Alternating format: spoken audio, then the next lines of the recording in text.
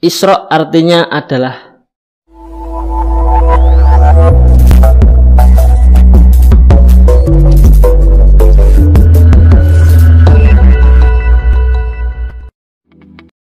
Assalamualaikum warahmatullahi wabarakatuh. Selamat pagi, siang, sore, atau malam.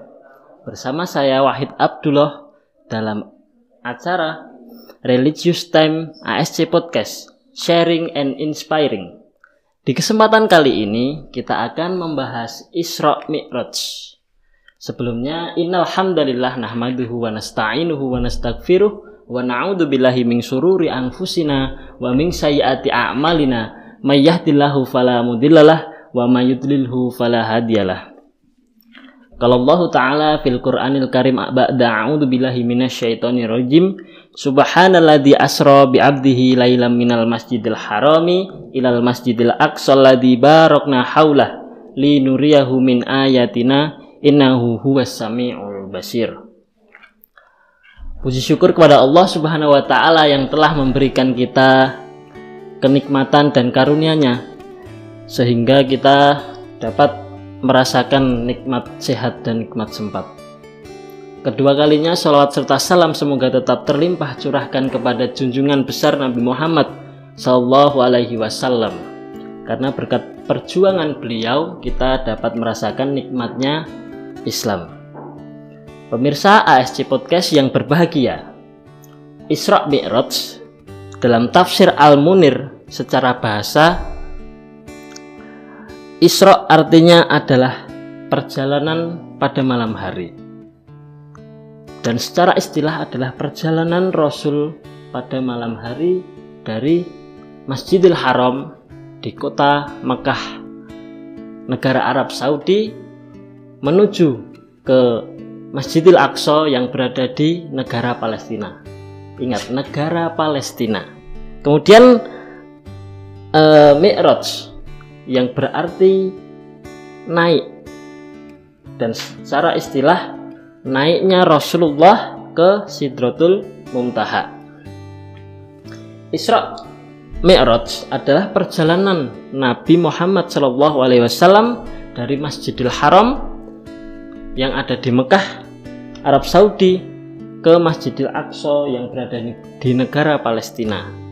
Kemudian dilanjutkan ke Sidratul Muntaha, langit yang tertinggi, untuk bertemu Allah Subhanahu wa taala. Isra Mi'raj ini terjadi pada malam hari, yaitu malam 27 Rajab tahun 11 Kenabian, tepatnya pada tahun 621 Masehi. Isra Mi'raj tak bisa lepas dari dalil Al-Quran. Surat Al-Isra ayat 1 yang berbunyi, A'udzu billahi minasyaitonir rajim. Subhanalladzi asra bi 'abdihi lailam minal masjidil harami ilal masjidil aqsa alladzi barakna haulah linuriyahu min ayatina innahu huwas samiul basir. Subhanalladzi asra bi 'abdihi laila. Maha suci Allah yang telah memperjalankan hambanya, yaitu Nabi Muhammad SAW, pada malam hari dari Masjidil Aqsa dari Masjidil Haram ke Masjidil Aqsa. Minal Masjidil Harami ilal Masjidil Aqsa, dari Masjidil Haram ke Masjidil Aqsa. Alladzi barakna haulah, yang telah kami berkahi sekelilingnya. Jadi negara di antara dua negara, yaitu Arab Saudi dan Palestina, yaitu negeri Syam, mendapatkan berkah yang luar biasa dari Allah Subhanahu wa taala. Min ayatina innahu huwas sami linuriyahu min ayatina innahu huwas sami'um basir. Agar kami perlihatkan kepadanya sebagian tanda-tanda kebesaran kami. Sesungguhnya Allah Maha mendengar lagi Maha melihat. Nah, Perlu diketahui bahwa pada saat Rasulullah Shallallahu Alaihi Wasallam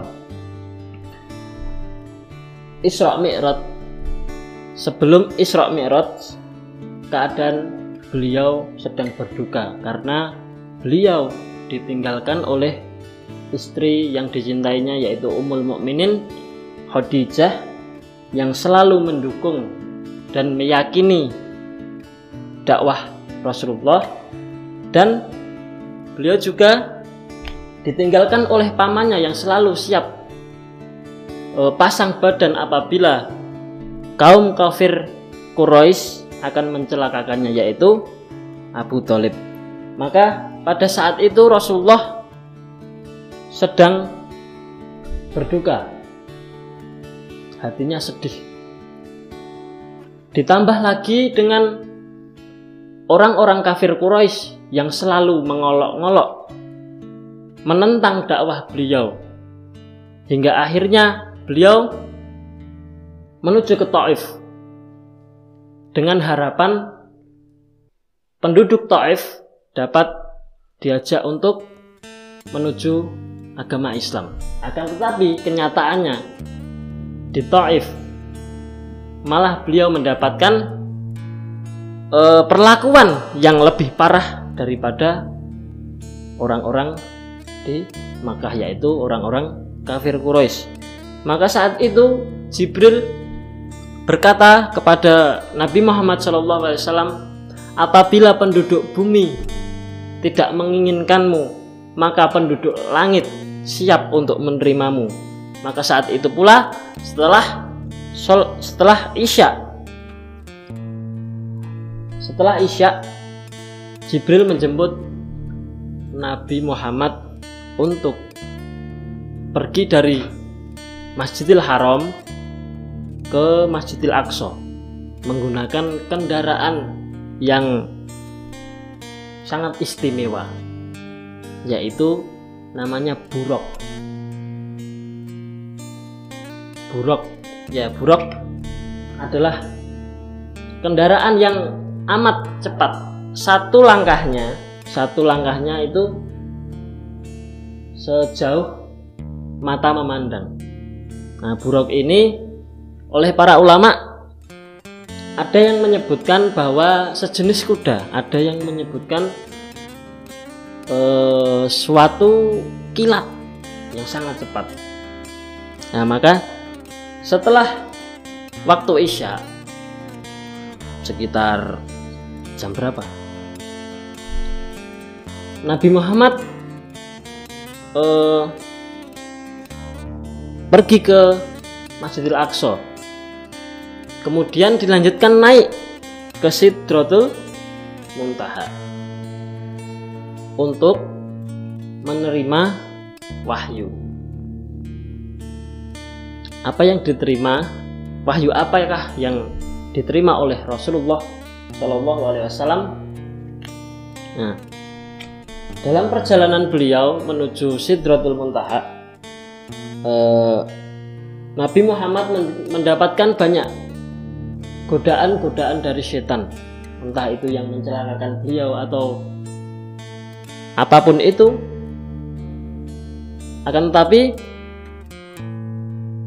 Nabi selalu bersama Jibril, maka pintu langit satu demi satu bisa terbuka dan bisa menemui Allah Subhanahu wa Ta'ala. Di sana Rasulullah hatinya diambil dan disucikan, diberikan tambahan iman dan hikmah, agar itu juga menjadi sarana penghibur hati Rasulullah yang sedang terluka. Kemudian Allah memerintahkan Nabi Muhammad untuk melaksanakan sholat. Nah, wahyu yang diterima Rasulullah SAW ketika Isra Mi'raj adalah as-sholah.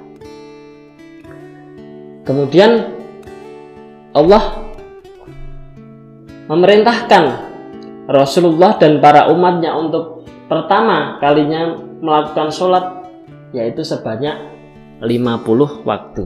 Kemudian Rasulullah turun gitu, terus bertemu dengan bapak para nabi, yaitu Nabi Ibrahim alaihissalam. Kemudian Nabi Ibrahim berkata kepada Rasulullah, apakah umatmu akan sanggup untuk melaksanakan sholat 50 waktu? Mintalah keringanan kepada Allah Subhanahu wa ta'ala. Dari 50 waktu, kemudian Rasulullah naik lagi minta kortingan, minta diskon. Akhirnya sampai di diskon 95% menjadi 5 waktu seperti yang kita laksanakan sekarang ini. Alhamdulillahirabbil alamin. Karena Rasulullah sangat memikirkan umatnya, karena beliau itu diutus untuk umat Islam, untuk menyempurnakan akhlak umat Islam. Maka Rasulullah ketika beliau meninggal, saat-saat terakhirnya yang disebutkan bukan istrinya, bukan hartanya, bukan anaknya, akan tetapi umatnya. Suatu kisah saat Rasulullah terlibat peperangan hingga akhirnya gigi geraham beliau terkena anak panah dan darah mengucur deras. Beliau menadahi darahnya, jangan sampai darah itu menetes ke bumi, karena jika darah itu menetes ke bumi maka Allah akan murka. Muhammad, jika tidak ada yang menerima dakwahmu, jika darahmu sampai menetes di bumi maka aku akan timpakan azab. Rasulullah memikirkan umatnya, ditadai biar tidak umatnya ini tidak ditimpakan azab oleh Allah Subhanahu wa ta'ala. Begitu baiknya, begitu perhatiannya Rasulullah kepada umatnya. Kemudian Rasulullah turun dan berkata kepada penduduk Mekah bahwasanya beliau telah melakukan Isra Mi'raj, melakukan perjalanan dari Masjidil Haram ke Masjidil Aqsa, kemudian naik ke Sidratul Muntaha dalam 1 malam saja. Maka respon dari orang-orang Mekah, khususnya kafir Quraisy saat itu, tertawa dan mengolok-olok beliau. Mana mungkin dalam 1 malam dari Masjidil Haram di Arab Saudi menuju Masjidil Aqsa, mana mungkin. Padahal kalau naik unta itu, kata Syekh Ali Jabir, itu bisa sampai sebulan. Padahal waktu itu belum ada kendaraan bermotor, adanya cuma unta, kuda, dan keledai. Belum ada kereta cepat ala Jepang. Coba bayangkan saja, dalam 1 malam bisa menuju Masjidil Aqsa dan Sidratul Muntaha. Isra Mi'raj ini adalah perkara iman. Di saat Rasulullah berkata kepada masyarakat Mekah mengolok-ngolok, mana mungkin itu bisa terjadi, dan mentertawakan Rasulullah. Kemudian yang yakin kepada Rasulullah menjadi ragu-ragu, yang tidak yakin menjadi lebih benci kepada Rasulullah dan mengolok-ngolok mengatakan bahwa Nabi telah berbohong. Kemudian salah satu kafir Quraisy, yaitu seorang yang terkenal dan tercatat namanya di surah Al-Lahab, yaitu Abu Lahab, pergi menemui Abu Bakar, salah seorang sahabat Nabi. Maka Abu Lahab berkata kepada Abu Bakar, "Wahai Abu Bakar, percayakah engkau Muhammad telah melakukan perjalanan dari Masjidil Haram ke Masjidil Aqsa dalam 1 malam?" Nah, karena keimanan sahabat Abu Bakar ini yang kuat, jika Rasul mengatakan bahwa ada musuh di belakang bukit itu dan ternyata tidak ada, maka aku akan tetap percaya kepada Rasulullah. Nah, dimana dalam waktu itu orang yang yakin menjadi ragu dan orang yang tidak yakin menjadi lebih membenci dan mengolok-olok Nabi. Lain halnya dengan Abu Bakar yang tetap percaya, tetap meyakini Rasulullah dengan perkataannya. Maka saat itu pula lah sahabat Abu Bakar mendapat julukan Asy-Siddiq, yaitu Abu Bakar Asy-Siddiq. Pemirsa ASC Podcast yang berbahagia, itulah karena keimanan dari Abu Bakar Asy-Siddiq maka beliau disebut Asy-Siddiq, orang yang selalu mendukung dan meyakini perkataan Rasulullah Shallallahu Alaihi Wasallam. Nah, dalam hal ini kita dapat mengambil hikmahnya. Memang perkara Isra Mi'raj itu jika kita pikirkan dengan nalar dan logika itu tidak akan masuk, ilmu kita tidak akan sampai. Nah, tugas kita sebagai umat Islam itu hanya cukup satu, yaitu meyakini, mengimani bahwa hal tersebut benar-benar terjadi. Iman dulu yang kita tanamkan, baru akan hikmah itu datang. Seperti halnya seorang penuntut ilmu, yaitu kalau di dunia pesantren itu akrab dengan adab dulu yang dikedepankan, baru ilmu akan kita dapatkan. Karena al ilmu itu nurun wa nurullah la yuhda lil asi. Ya, untuk anak-anakku, siswa-siswi SD ASC, maka hormatilah gurumu. Hormati gurumu agar ilmu akan mudah untuk kalian dapatkan. Nah, Isra Mi'raj ini merupakan perintah untuk menerima wahyu sholat 5 waktu. Nah, bagaimana keadaan sholat kita sekarang ini? Menurut sejarahnya, wahyu yang diterima oleh Nabi, yaitu sholat 5 waktu itu penuh dengan perjuangan.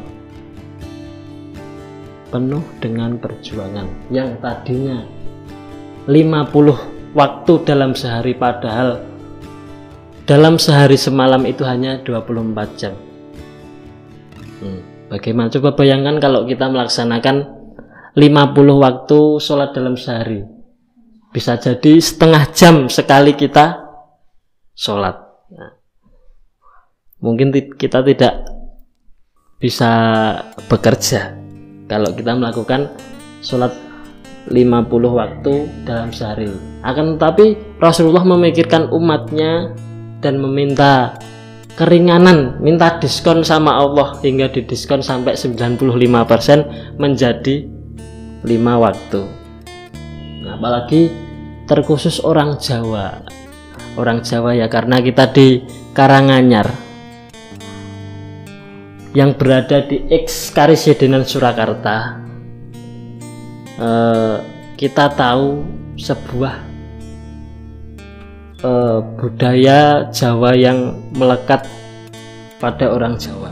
Apalagi kita orang Jawa mengatakan ojo lali karo Jawane. Sebenarnya orang Jawa itu sangat dekat dengan sholat 5 waktu ini.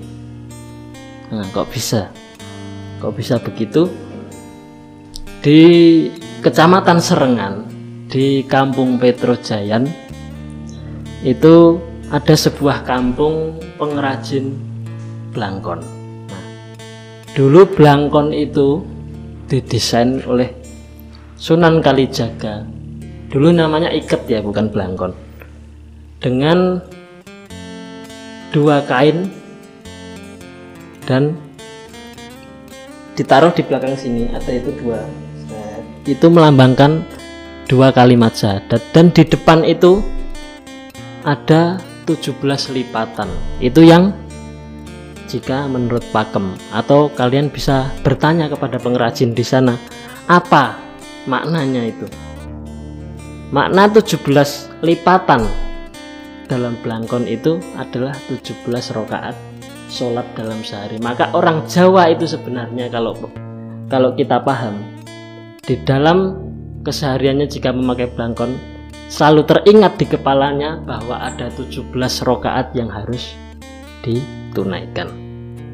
Nah, maka dari itu momentum Isra Mi'raj ini diperintahkannya untuk kita melaksanakan sholat 5 waktu.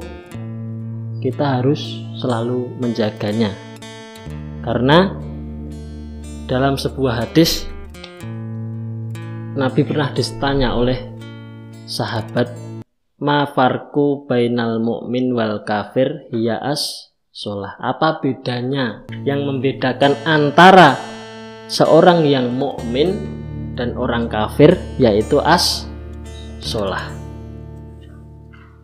Maka dari itu kita sudah diberi kunci oleh Allah dan Rasul kita, yaitu sholat. Nah, maka kita harus jaga baik-baik sholat kita. Nah, kita harus jaga baik-baik sholat kita, karena seorang yang semasa hidupnya tidak pernah melakukan sholat, maka Rasulullah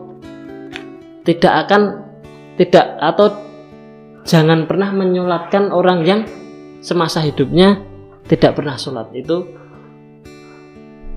larangan dari Rasulullah, jangan mensolatkan orang yang tidak pernah sholat. Maka jika kita mau disolatkan ketika kita wafat nanti, ya sholatlah.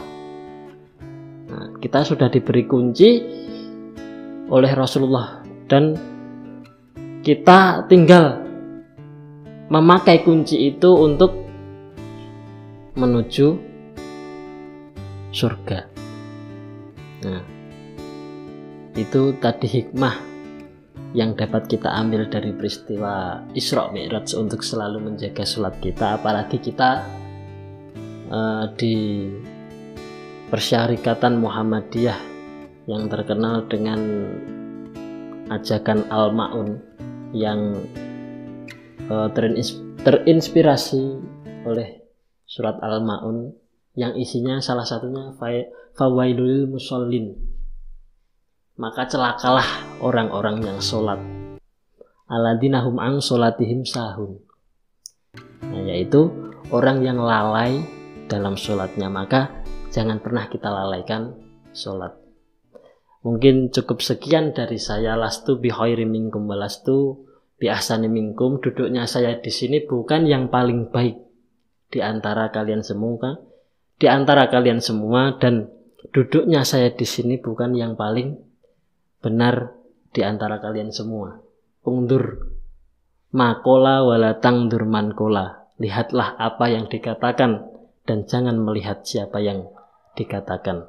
Saya Wahid Abdullah, aqulu qouli hadza wa astaghfirullah li wa lakum. Assalamualaikum warahmatullahi wabarakatuh.